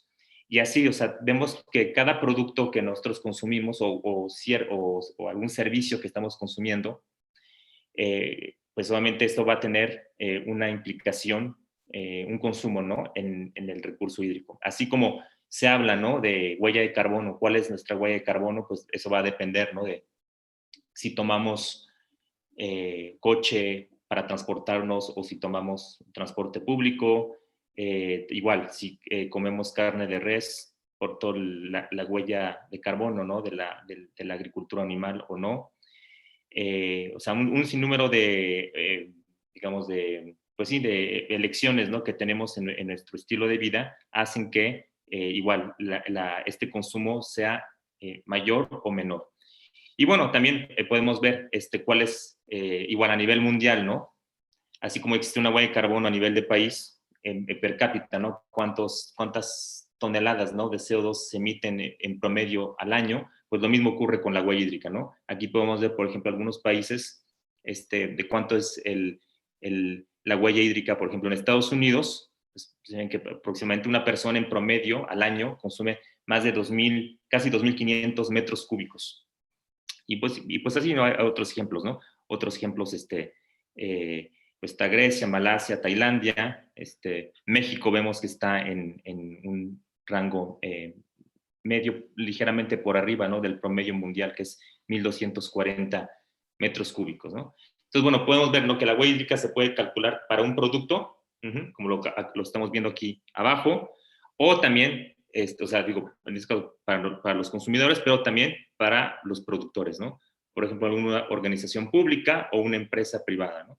Y esto pues también se puede calcular para cierto periodo de tiempo, ¿no? Como lo veíamos aquí, ¿no? Al año, ¿cuánto en promedio un mexicano o un brasileño o un francés consume el equivalente en agua, ¿no?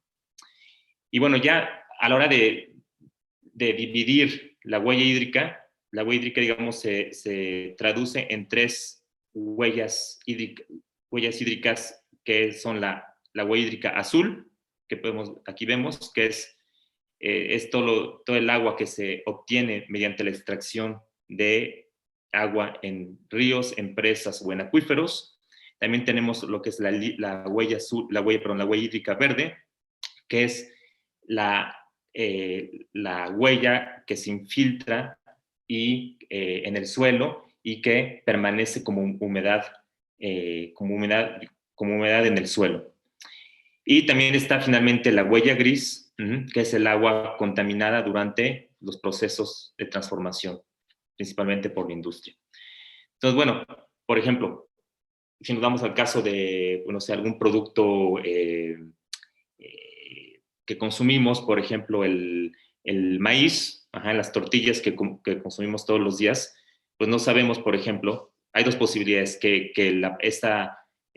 la mazorca, ¿no?, que creció y que fue cosechada y que después fue procesada, que esa mazorca haya estado, el agua, ¿no?, que se utilizó para producirla haya sido mediante riego.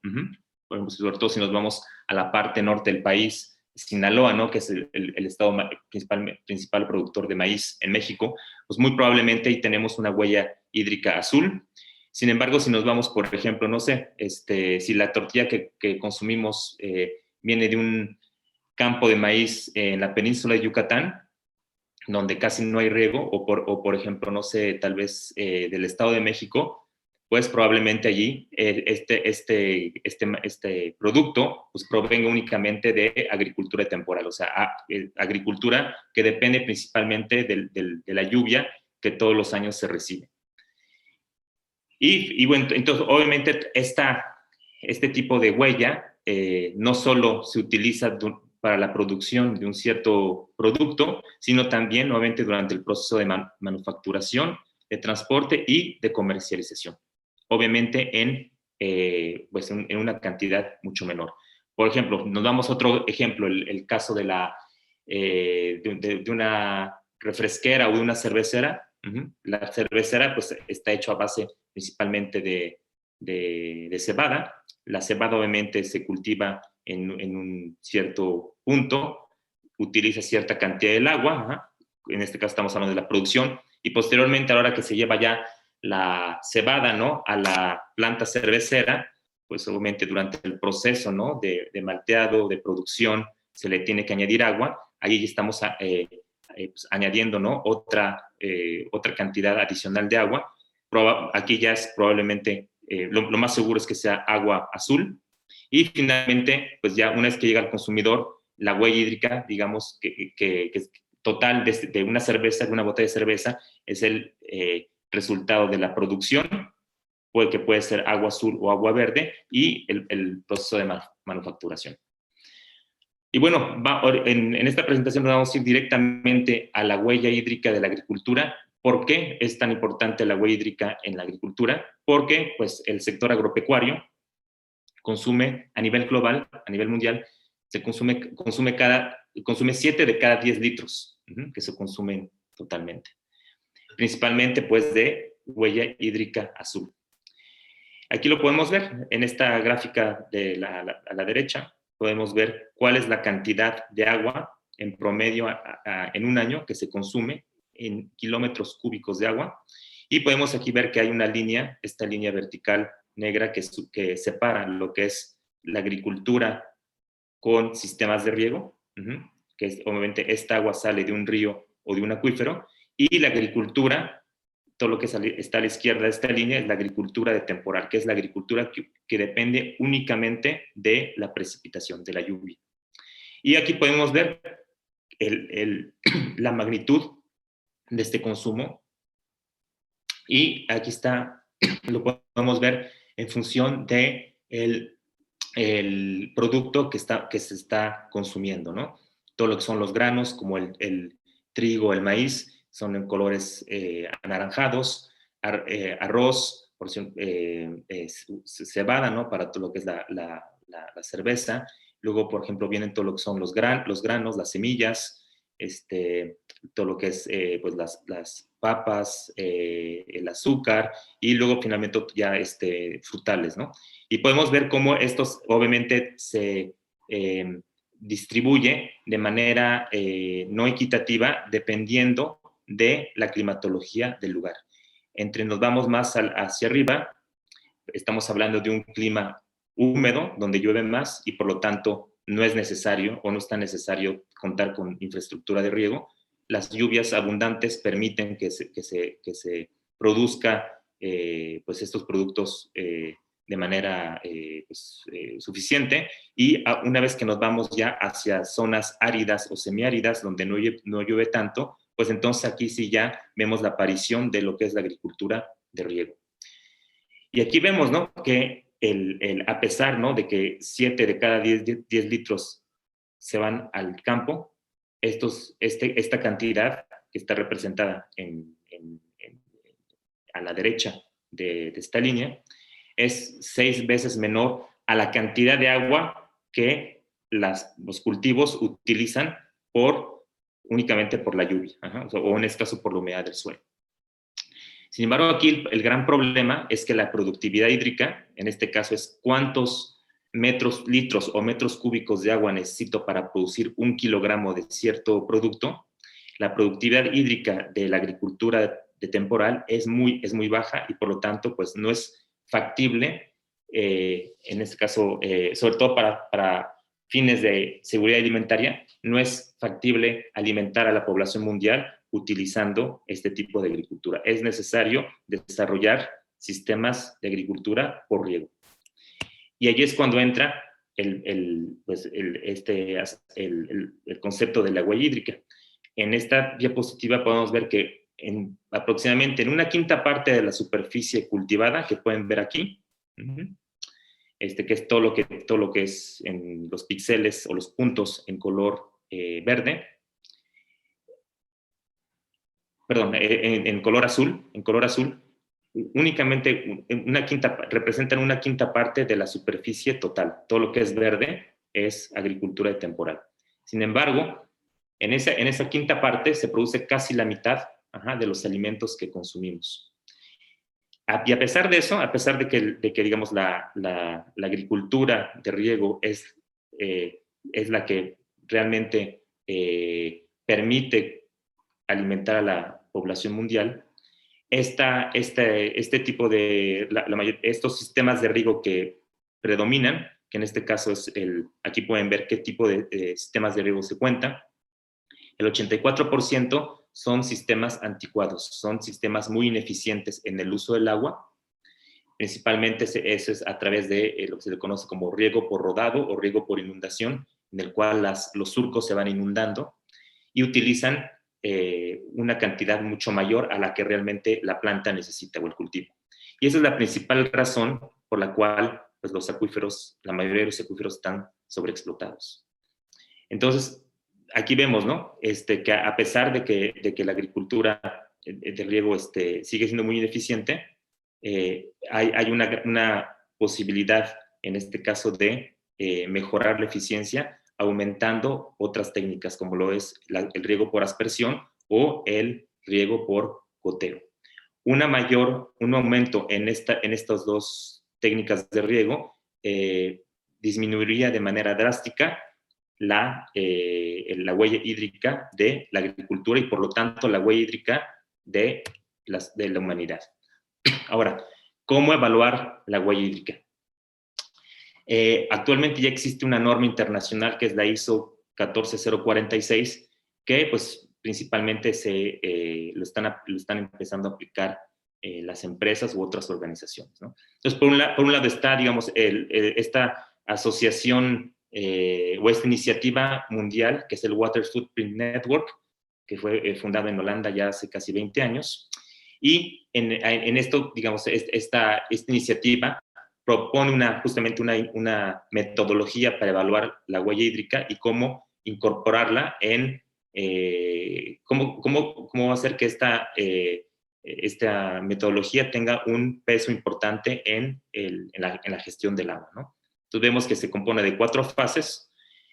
primero, obviamente, cuáles son los objetivos, ¿no? Cuáles son los alcances para evaluar la huella hídrica de cierto producto o servicio. Luego, posteriormente, con la ayuda de ecuaciones y de modelos, se va cuantificando modelos principalmente hidrológicos, se va estimando la huella hídrica verde, o sea, cuánta agua de lluvia va a consumir cierto... la huella hídrica verde se aplica únicamente a la agricultura, ¿no? Pero también, por ejemplo, si vamos a otros sectores productivos, como es, pues, no sé, las embotelladoras, la cerveza o la minería, pues ahí estamos hablando de huella azul y también la huella gris, ¿no? La huella gris, las industrias que emiten ciertas descargas de agua, pues aquí, obviamente, forzosamente tienen una huella gris. Y posteriormente, una vez que se cuantifica la huella hídrica, ya se va a estimar los impactos ambientales, ¿no? Entonces ahí estamos, en la fase 3 se determina si la huella hídrica es sostenible o no es sostenible. ¿Cómo? Haciendo una comparación, por ejemplo, de si es un estudio, por ejemplo, no sé, para la compañía Barcel, que es una compañía aquí en México importante que fabrica botanas, ¿no? Con base en la papa. Entonces por ejemplo, se puede hacer un estudio de cuánta agua está consumiendo las papas que compra la empresa Barcel.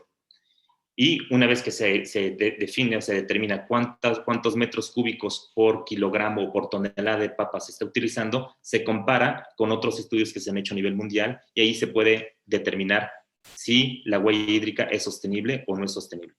Además, se puede, por ejemplo, si el agua que se utiliza para sembrar la papa, para crecer la papa, está ubicada en un acuífero que está sobreexplotado o que tiene abatimientos continuos, pues eso también va a influir en la sostenibilidad de la huella hídrica, ¿no?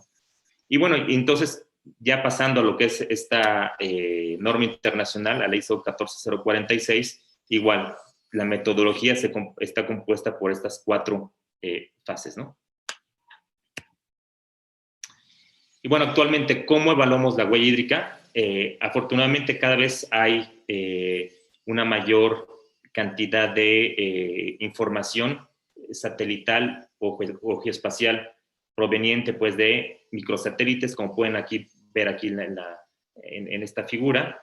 Allá hay una nueva generación de satélites de última generación, conocidos como CubeSats, que permiten, se lanzan en satélites, están en la baja órbita y permiten tomar fotografías o extraer imágenes a una resolución de menos de 1 metro.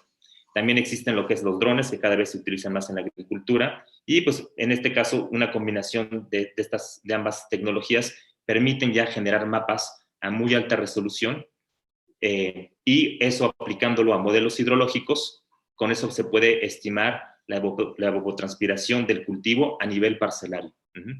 Antes esto no era posible hace 10 años, actualmente ya es posible, ¿no? Principalmente ahorita ya se está haciendo en Estados Unidos. Todavía son, digamos, técnicas que están pues siendo desarrolladas, ¿no? Por la NASA, por algunas universidades. Sin embargo, la tendencia es que cada vez haya más o empresas o instituciones de investigación que ofrezcan este servicio para calcular la evapotranspiración a nivel parcelario. Y bueno, aquí pongo un ejemplo, ¿no? Por ejemplo, de cuánto, si una empresa, ¿no?